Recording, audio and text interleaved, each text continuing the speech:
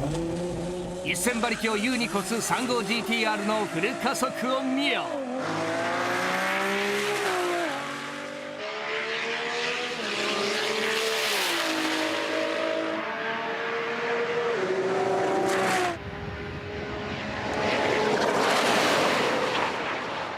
なんとたった1キロで325キロを記録。乗りやすい、上は回る、パワーはある、速さもある、全部がやっぱりもうパーフェクトなんだ。例えば富士スピードウェイなんかで今まで何キロとかってやってるじゃない。俺これが一番出るような気がするね。なんか、340ぐらいいくんじゃないかな。300キロからのやっぱりこう伸び感っていうのがやっぱりそれは圧倒的だよね。300キロから伸びていく310キロまで320キロまでっていう、大体みんな290ぐらいでこうなんとなくこうちょっとずつクッと伸びていくんだけど、やっぱりもう300まですぐ到達し、で300からもやっぱりこう加速しているっていう感覚がやっぱりもう圧倒的だね。いろいろな 35GTR あるけど、もう最強の35だよ。ほんと速いぞバカ野郎。ノーマル然とした外観、その中身に隠された秘密とは。圧倒的な速さの理由を制作者浜原さんに聞く。基本的には04なんですけど、04で速い街乗りができる、いわゆるエアコンとかそういう装備を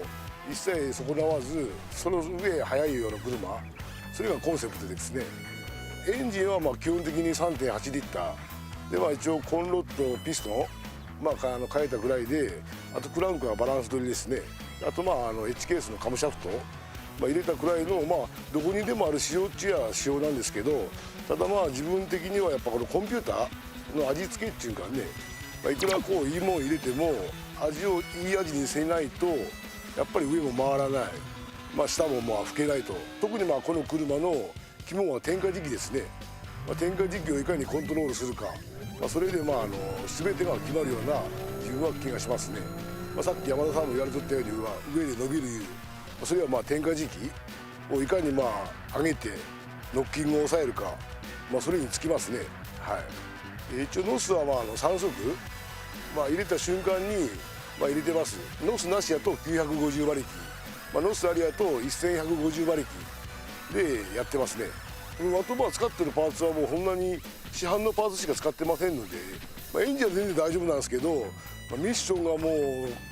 何回も壊れて、今結局スパーギアプラスH ケースのクラッチパック、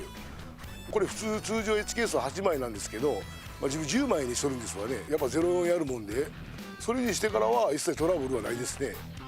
一応オリジナルのダンパーでやってますね。これも結局何回も仕様変更してやっと今のやつがちょうどピタッとくるかなみたいな、そういう感じですね。自分的には320キロ出ればいいかなと思ったんですけど、ちょっとプラス6キロで326キロ、ちょっとびっくりしましたね。